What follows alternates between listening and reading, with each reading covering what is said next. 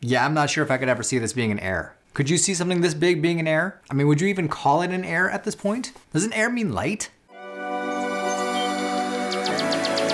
That's right, folks. In this video, we're talking about the supposed plans for a 15-inch MacBook Air. On top of that, we got iPhone 14 links, iMessage being down, and the reason why Apple wants to take your iPhone away from you. More on that in a little bit. Hey everyone, my name is Amir. Welcome to Arc Overload. Let's get started.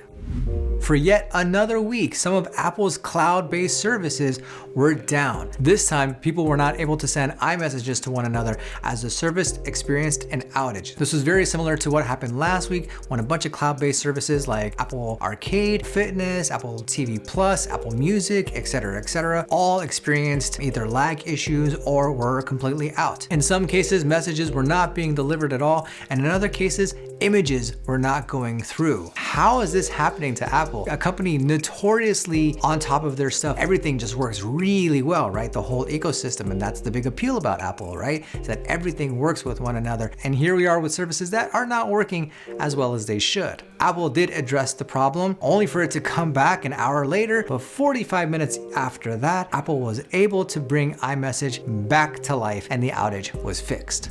A new patent from Apple describes AirPods that you don't necessarily have to wear in your ear. From the world of what the hell are you talking about? Apparently this is a thing. So instead of wearing like wearable AirPods that you put in your ear, Apple is developing a technology where you would wear it on your collar or something like that, where it would transmit the audio wavelengths to your ear, but no one else around you could hear it, but you could still hear it loud and clear while still being able to hear the noises around you. The issue that Apple is trying to fix is that when you wear AirPods and you go running, for example, the noise cancellation is so good that sometimes you can't hear the car that's right next to you that's trying to cross the street and that you don't hear because you're on your run, or that you're trying to have a conversation with someone, but you have to like take out your AirPods in order to have that conversation, because once again, when they're in your ear, it's a little bit more muffled than you would like it to be. I personally don't have an issue with this, but I can see how some people, specifically those who exercise on a regular basis, want to hear more ambient sound, want to hear more of the natural sound around them,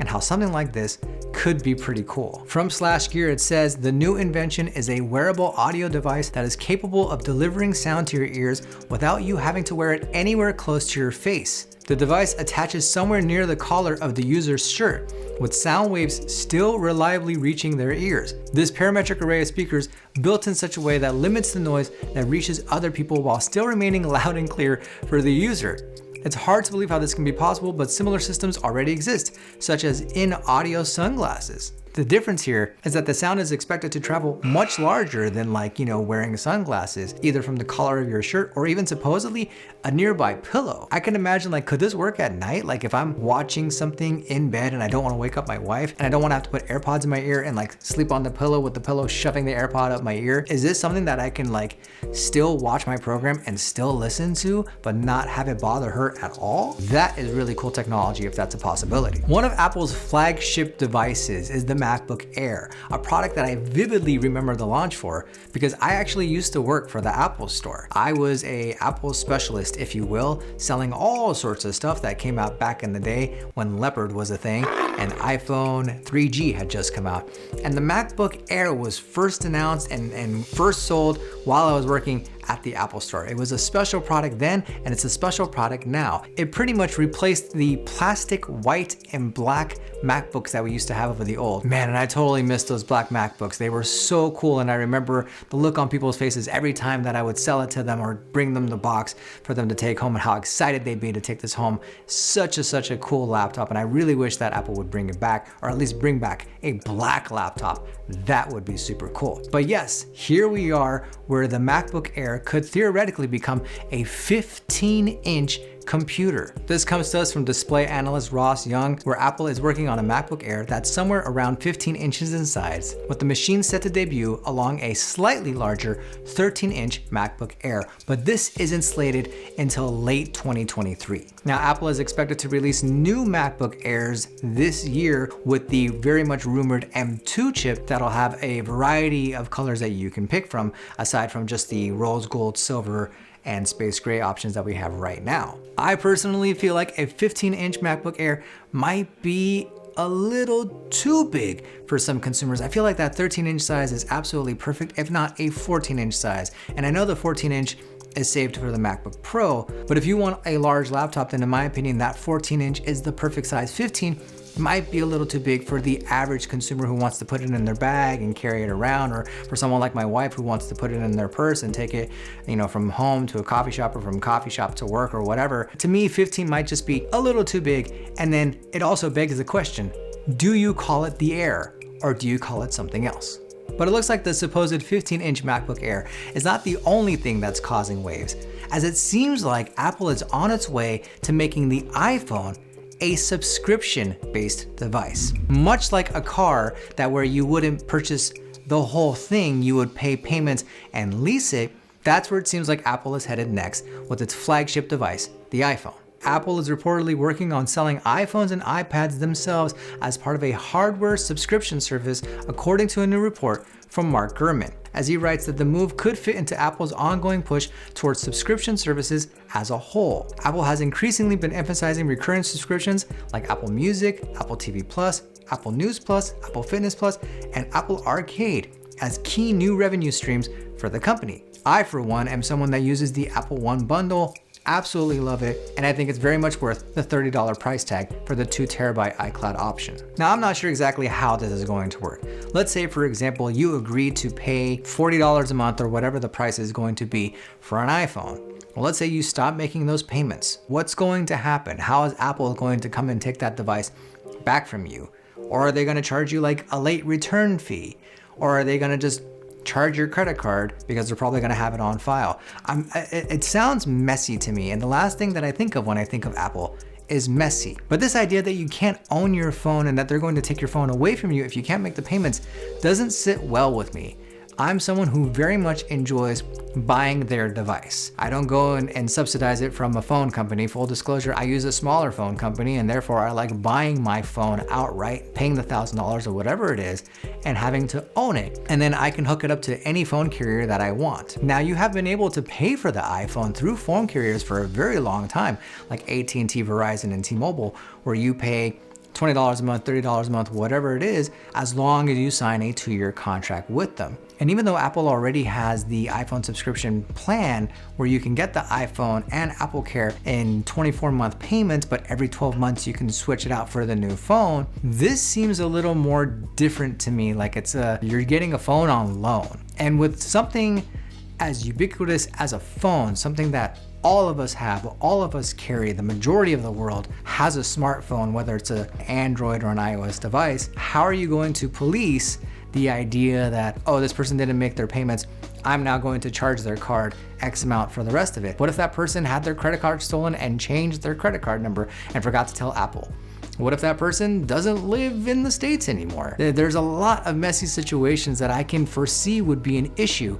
So I'm not fond of this idea, and I'm curious to see where it goes. Speaking of the iPhone, it seems like the iPhone 14 Pro and Pro Max are moving forward with their new notchless design, and new schematics have been leaked online that confirm that the eye punch out is in fact a thing. This comes to us from a leaker on the Chinese social media site Weibo that leaks schematics of what seemed to be the new iPhone 14 Pro, with an even larger camera bump on the back, slightly taller, and just a few millimeters skinnier. But what's really striking is that the notch is gone, and in its place is the now infamous eye punch design. It's the first major change to the iPhone since the iPhone X, and to be honest, I'm a little sad to see the notch go. It's a very iconic symbol of Apple, and yes, it's transferred to the MacBook Pro, but it'll be interesting to see how the phone looks with the new eye punch design. How will content look around it? This design fascinates me because I'm very curious what's going to happen in that little sliver of space between the two holes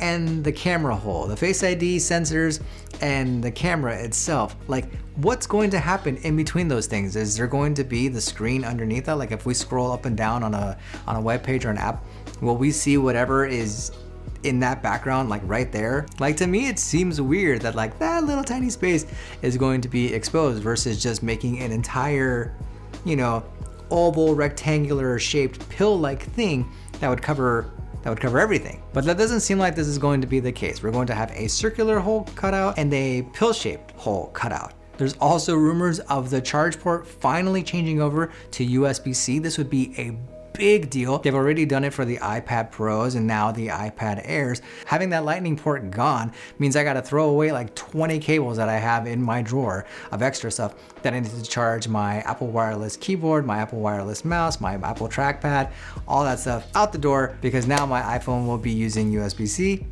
supposedly, and I think they'll move on to the peripherals as well. Speaking of iconic designs, the iPad Pro is just that. It is one of my favorite Apple devices that I use every single day, and it could be getting a facelift. This new story from Mac Rumors talks about how the iPad may one day become a foldable device. Display supply chain consultants analyst Ross Young claims that Apple is working on foldable tech, including an iPhone and a massive 20-inch iPad. Ross Young has a pretty great track record, having also been one of the first to break the news about the ProMotion displays on the iPhone 13 Pro, the display size and bezels of the iPad 6 mini, and much more. Young estimates that the foldable device wouldn't hit shelves until 2025 at the earliest, but it could definitely blur the lines even more between tablets and computers. This is an idea that I absolutely love. I know foldable devices have been hit or miss ever since Samsung and other companies have been experimenting with them. And in true Apple fashion, we haven't heard a peep from them regarding foldable devices because they're working on it to make sure that it's going to be the best experience that a foldable device can ever deliver. Remember, this is the company that didn't bring copy paste into iOS until much later after Android had done it, but they did it in a way that once they figured out how to do it the right way and the easiest way, once you saw it in action, it was like a no-brainer. And I feel like that'll very much be the experience once we get foldable tech from Apple. The idea that an iPad Pro could be foldable tech though seems amazing to me. A 20-inch display sounds enormous for an iPad, but when you split it in half, you get a 10-inch screen and a 10-inch work area for you to maybe draw or for you to maybe type or whatever it is that you need to do. I am super excited about the possibility of this, and apparently it's gonna be coming in 2025, just in a few short years. iPhone's car key feature now supports select 2022 Genesis and Kia vehicles. As the world moves away from traditional things like keys for doors and cars, we're now moving into the world where you can open relatively anything with just your iPhone. I have a feature like this with my Tesla where I literally just walk up to the car unlocks, and in I go and I can just start driving. In 2020, Apple introduced a digital car key feature that allows users to unlock and start a compatible vehicle by bringing an iPhone or Apple Watch near the driver's side door. I love the fact that you can do this with an Apple Watch too. Super, super cool. The feature has been limited to only BMWs since launch, but now it seems like Genesis and Kia cars are beginning to be in the mix. And as more and more cars adopt this, I love the idea that we can just simply walk up to our cars, tap the handle with your watch or your phone or whatever, and open the car door, and in you go. The experience that I have with the Tesla app is super seamless. I literally walk up to my car, it senses the fact that I'm there, it unlocks immediately, and in I go. I don't even have to take my phone out to bring it to the handle. The car literally recognizes that I'm right there, opens it up, I sit down and I can put the car into drive and I can just start driving. I'm hoping that that experience is very similar to what Apple is bringing here with Genesis and Kia and BMW, but we'll just have to wait and see. But that's it for me today, guys. Let me know what you think in the comment section down below. And if you want to see more, go ahead and click right here. Take care.